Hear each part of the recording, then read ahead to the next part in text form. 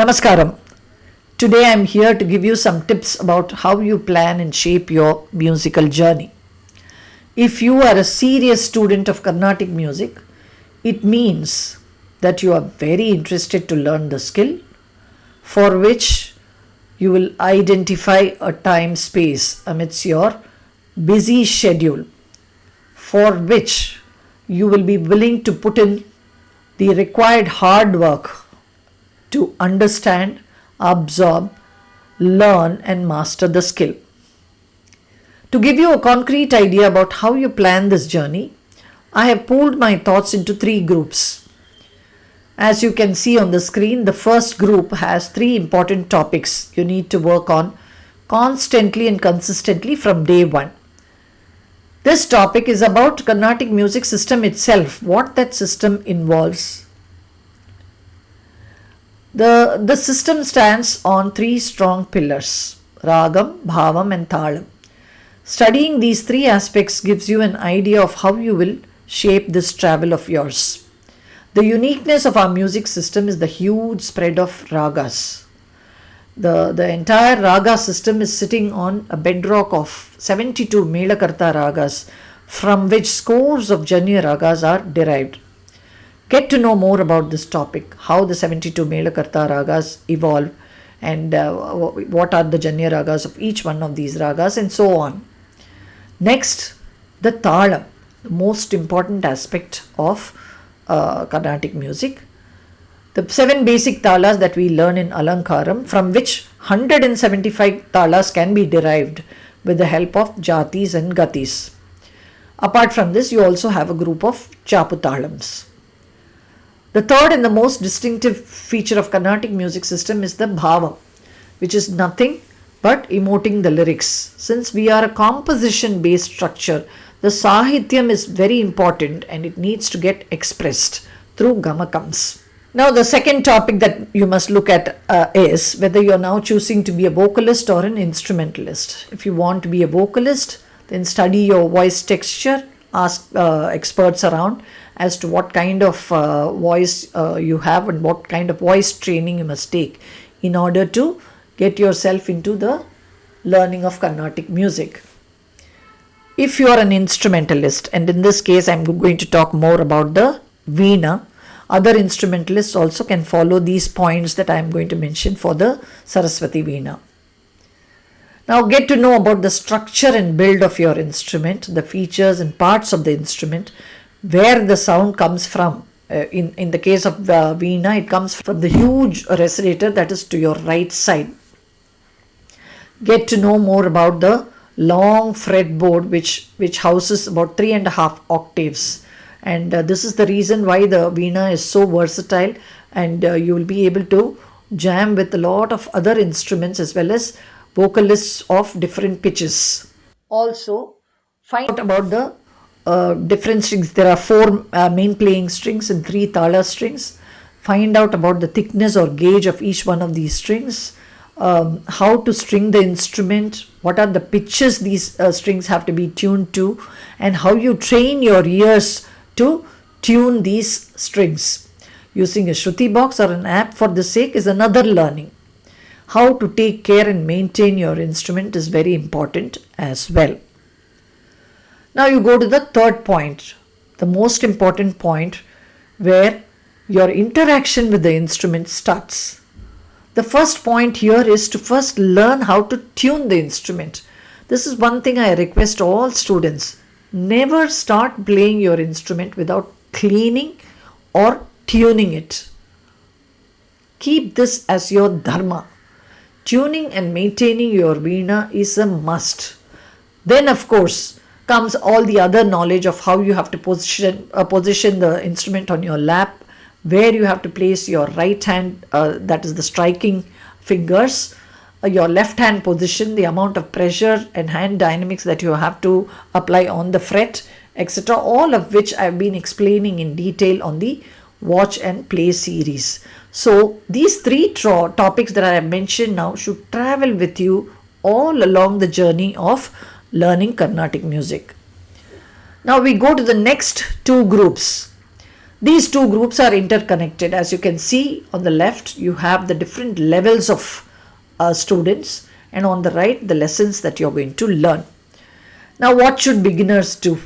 What should they look out for? Apart from the three topics that I talked about in the first group, now you are about to take your initial lessons, Sarali Varase and so on.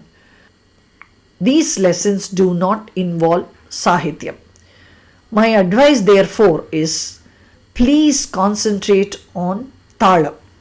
Like I always mention, Talam is a habit, and good habits must be created at the very beginning.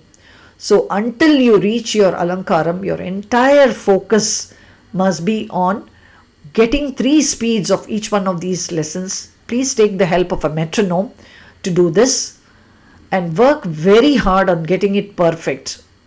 There is no in between as far as Talam is concerned. You have to be precise. It cannot be this way, that way. I am almost there. I have just missed out by 1 beat. No, it doesn't work that way. You have to be precise. Start and end at the right places. So this should be your hard work as far as Talam is concerned until you reach your Alankaram. Don't bother about playing all of these basic lessons till Alankaram with Bhavam. Gamakam, I have to give Gamakam to Sarali Varase, but all the time I am not going to bother about whether my Talam is fine. No, that is not the attitude. The attitude at this point in time, when Gamakams or the Bhavam aspect is still not entered your domain of playing, it should be only focusing on Talams. Take your time. There is no hurry. In fact, I would go as far to suggest all advanced and intermediate students to once in a while come and take a peep into the basic lessons and perfect your Talam. Once these basic lessons are over and your Talam is perfected, you move into Geetams and Swarajati, where Bhavam, Gamakam and different types of Ragams also start traveling with you. For these Geetams, my advice to students is, please learn the Sahityam as well. You might not be great singers, but you should know how the Sahityam travels with the notes. That is when you will be able to get the Gamakams. That is when you will be able to express your Sahityam well. To sum it up, at the beginner's level, you are learning the music system, you are getting the knowledge about your instrument, and you are at a reasonable level of interaction with your instrument. Next, we go to the intermediate level. And according to me, this is the most exciting level of Carnatic music. Here you are only doing Varnams, but from Varnams you are getting to learn the intricacies of music through the plethora of phrases that bounce out from different ragas and different thought processes. You get exposed to slow moving sahityas that train you in hand dynamics. And what is hand dynamics? It is the finger interaction with your instrument. You get a fair idea of how music composition happens. So kindly do not look at Varnams only as a lesson to be tick marked. There are multiple nuances and ideas to be picked up from here, which are going to be of great help when you come into the creative domain of advanced lessons. Learn as many Tana Varnams, Atatala Varnams, Daru Varnams, Pada Varnams as you can. Don't hurry to move into Kritis. My channel has quite a lot of ideas that can be picked up by intermediate students. Finally, you are now an advanced student with perfect Talam, good understanding of Ragas and Bhavam, very good rapport with your instrument and so on. You have reached a comfortable stage, but this is a stage of responsibility. Responsibility because you have to put all of your earlier learning at the right place. This is a stage of creativity. You should no more depend on just the given notation.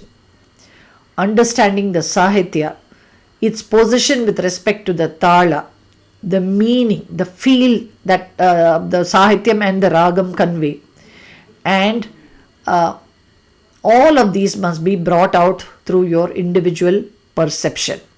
So for this, you play, you record your playing, listen to it, find out if there's any mistake, and practice hard to eliminate such mistakes. Listening to a number of musicians becomes very important at this stage. Spend 50% of your musical time listening and absorbing to alapanas, kalpanaswarams, neravils, pallavi, and every part of manodharma. Sangatis of kritis also should be analyzed and written down. Without this kind of hard work, the musical journey will remain superficial. No amount of tutorials can help train a student to reach the depths of musical challenges. My dear students, therefore, be diligent and sincere to your learning. Try and do your own weightlifting once you have reached a certain level of knowledge. Through my channel, I wish you all the best and promise my guidance whenever and wherever needed. Thanks for your patience and best wishes.